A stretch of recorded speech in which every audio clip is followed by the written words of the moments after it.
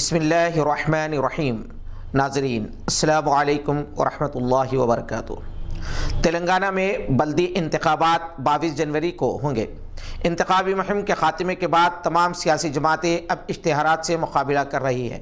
اس مرتبہ مجلس اتحاد المسلمین اور TRS کے قائدین نے انتخابی جلسوں میں ایک دوسرے پر تنقید کی۔ مجلس نے TRS، کانگریس اور BJP کے درمیان خفیہ اتحاد کا الزام عائد کیا۔ امت شاہ نے کہا کہ اپوزیشن چاہے کچھ کر لے، CAA ہر حال میں نافذ ہوگا۔ وہ اس قانون کی حمایت میں ریالی سے خطاب کر رہے تھے۔ 22 جنوری کو سیاہ قوانین سے متعلق سپریم کورٹ کا فیصلہ ہے۔ کئی فریقین نے سیاہ قوانین کے جواز کو عدالت عالیہ میں چیلنج کیا ہے۔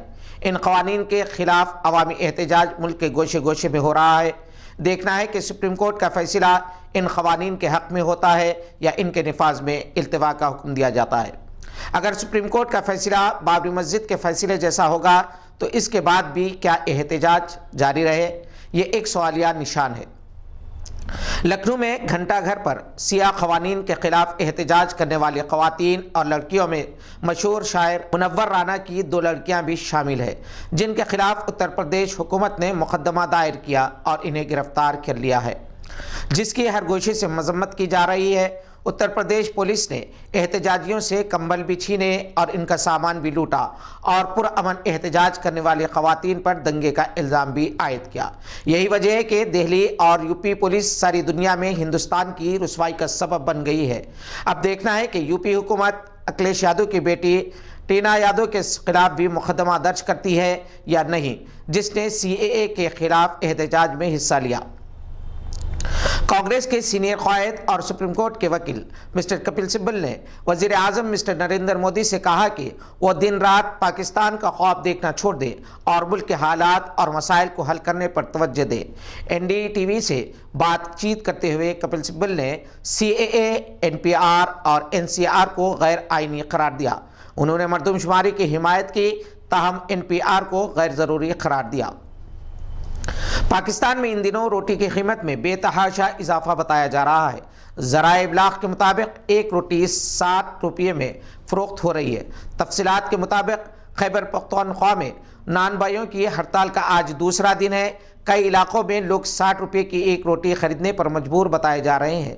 خیبر پختونخوا میں آٹے کی قلت کے بعد نان بھائیوں نے روٹی کی قیمت بڑھانے کے لیے ہڑتال کر رکھی ہے، جبکہ پاکستانی تجزیہ نگار صابر شاکر کا کہنا ہے کہ ملک میں کسی چیز کی کوئی قلت نہیں ہے، یہ مصنوعی قلت ہے جو عوام کو دکھائی جا رہی ہے۔ ان کا کہنا ہے کہ ایک مافیا ہے جو چاہتا ہے کہ عمران خان حکومت چھوڑ کر چلے جائیں، اسی لیے یہ آٹے کی کمی دکھائی جا رہی ہے، جبکہ عمران خان نے کئی ٹن گیہوں امپورٹ کا حکم دیا ہے۔ لیبیا میں جنگ کے خاتمے کے لیے جرمنی میں ہونے والی برلن کانفرنس میں عالمی رہنماؤں نے عزم ظاہر کیا ہے کہ لیبیا میں ہر قسم کی بیرونی مداخلت کو روکنا ہوگا اور فریقین کو ہتھیاروں کی فراہمی روکنے کی اقوام متحدہ کی پابندی پر عمل درآمد یقینی بنانا ہوگا۔ Berlin conference German chancellor Angela miracle کی میزبانی میں منعقد ہوئی، جس میں ترک صدر رجب طیب اردوغان، روسی صدر ولادیمیر پوٹن اور فرانس کے صدر میکروں دیگر عالمی رہنماؤں نے شرکت کی۔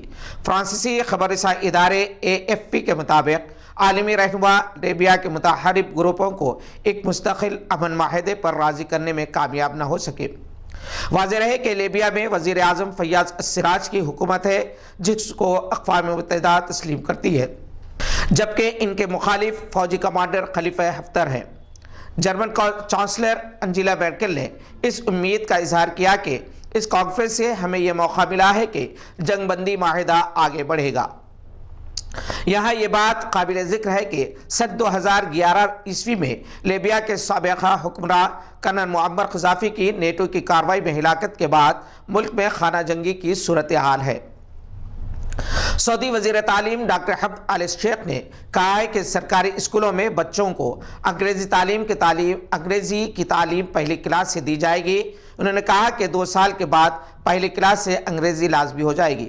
ابتدائی کلاسوں میں انگریزی تعلیم نہ دینے کے نتائج کے سلسلے میں انہوں نے کہا کہ یہ تجربہ اچھا نہیں تھا۔ اس سے قبل سعودی عرب میں 4تھی کلاس سے انگریزی کی تعلیم دی جاتی تھی۔